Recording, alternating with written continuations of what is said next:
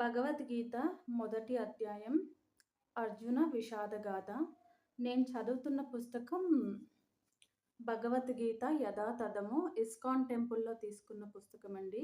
దీన్ని అనువాదించిన వారు శ్రీల ప్రభుపాదుల వారు. ఈ బుక్ మనకు అన్ని లాంగ్వేజెస్‌లో దొరుకుతుంది. ఏ బుక్ స్టోర్‌లో అయినా దొరుకుతుంది ఇస్కాన్ భగవద్గీత అంటే. ధర్మక్షేత్రే కురుక్షేత్రే సామవేతాయుయుత్సవః మామకాః పాండవశ్చైవ కిమకుర్వత సంజయ. ధృతరాష్ట్రుడు పలికెను: ఓ సంజయ, కురుక్షేత్రములోని ధర్మక్షేత్రంలో నా తనయులు పాండుతనయులు యుద్ధము చేయగోరిన వారై సమకూడిన పిదప ఏమి చేసిరి? పూర్తి మహాభారత యుద్ధంలో కృష్ణుడు చేత స్వయంగా విన్న వారు ముగ్గురు: అర్జునుడు, సంజయుడు, ధృతరాష్ట్రుడు. ధృతరాష్ట్రుడికి కళ్ళు లేకపోవడం వల్ల, ఆయనకున్న శక్తుల వల్ల సంజయుడు అతనికి కురుక్షేత్రంలో ఏం జరుగుతుందో చూసి ఆయనకు చెప్తూ ఉంటాడు. ఈ పద్యంలో చెప్పిన విధంగా ధర్మక్షేత్రి కురుక్షేత్రి అంటే కృష్ణుడు ఎవరి వైపైతే ఉంటారో అదే ధర్మం. ధృతరాష్ట్రుడికి ఈ విషయం ఎప్పుడూ తెలుసు. వారి తనయులైన కౌరవులు ఈ యుద్ధాన్ని ఓడిపోతారని. ఎందుకంటే అది అన్యాయంగా వారు పాండవులకు ఇవ్వాల్సిన రాజ్యాన్ని వీరు ఆక్రమించి వీరు పరిపాలిస్తున్నారు. కృష్ణుడు ఎటువైపు ఉంటే అదే ధర్మక్షేత్రము. భగవంతుడు స్వయంగా ధర్మం వైపే ఉంటాడు.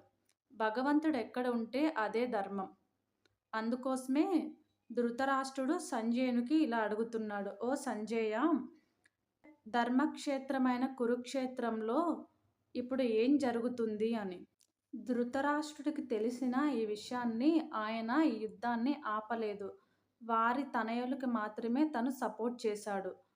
పాండవుల పక్షాన స్వయంగా కృష్ణ భగవానుడే ఉన్నా కౌరవులు ఓడిపోతాడని తెలిసినా తను ఈ యుద్ధాన్ని ఆపటానికి మాత్రం ప్రయత్నించలేదు. కృష్ణ భగవానుడు ఎన్ని విధాలుగా సంధి చేద్దామని చూసినా దానికి ధృతరాష్ట్రుడు వారి తనయులు ఒప్పుకోలేదు.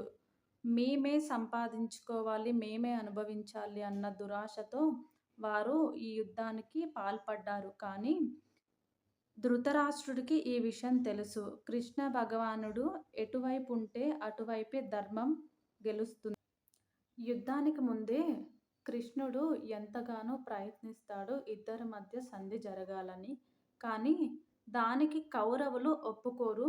కృష్ణుడు పాండవులకి 5 గ్రామాలు ఇవ్వండి, వారు దాన్ని పరిపాలించుకుంటూ ఉంటారు, మీ దాకా రారు అని చెప్పినా కూడా దానికి ఏకీభవించరు కౌరవులు. ఇక చేసేదేం లేక యుద్ధానికి సిద్ధపడమని కృష్ణ భగవానుడు ఆదేశిస్తాడు. యుద్ధం ప్రారంభానికి ముందు కృష్ణ భగవానుడు తన మందిరంలో పడుకొని ఉండంగా దుర్యోధనుడు, అర్జునుడు ఆయన మందిరానికి వెళ్తారు. వెళ్ళి దుర్యోధనుడు కృష్ణునికి తలవైపు కూర్చుంటాడు, అర్జునుడు కాళ్ళ కింద కూర్చుంటాడు. కృష్ణుడు లేచి చూసి, అర్జున, ఏంటి ఇలా కూర్చున్నావు అని అడిగితే, మాధవ, యుద్ధం ప్రారంభమవుతుంది, నీ సాయం కోసం వచ్చాను అని అడగగా, అప్పుడే దుర్యోధనుడు కూడా వచ్చి, నేను కూడా ఫస్ట్ వచ్చాను మీకంటే ముందు. కృష్ణుడు లేచి ఇద్దరిని చూసి ఏం కావాలో అడగండి అన్నాడు. అప్పుడు అర్జునుడు, మాధవ, నువ్వుంటే సరిపోతుంది మాకు అని అడుగుతాడు. దుర్యోధనుడు మాత్రం నాకు సైన్యం కావాలి అని అడుగుతాడు. కృష్ణుడు ముందుగానే చెప్తాడు, నేను ఎవరి వైపు అయితే ఉంటానో అస్త్రం మాత్రం పట్టుకోను, వేరే వారికి మాత్రం నా పూర్తి సైన్యాన్ని ఇస్తాను. దుర్యోధనుడు మనసులో ఈ విధంగా అనుకుంటాడు, కృష్ణుడు ఆయుధం పట్టనప్పుడు నాకు ఏ విధంగా పనికొస్తాడు అని. కానీ అర్జునుడు మాత్రం కృష్ణుడు ఉంటే చాలు అని అనుకుంటాడు. కానీ దుర్యోధనుడికి ఈ విషయం తెలీదు, కృష్ణుడు ఎటువైపు ఉంటే విజయం అటువైపే ఉంటుందని.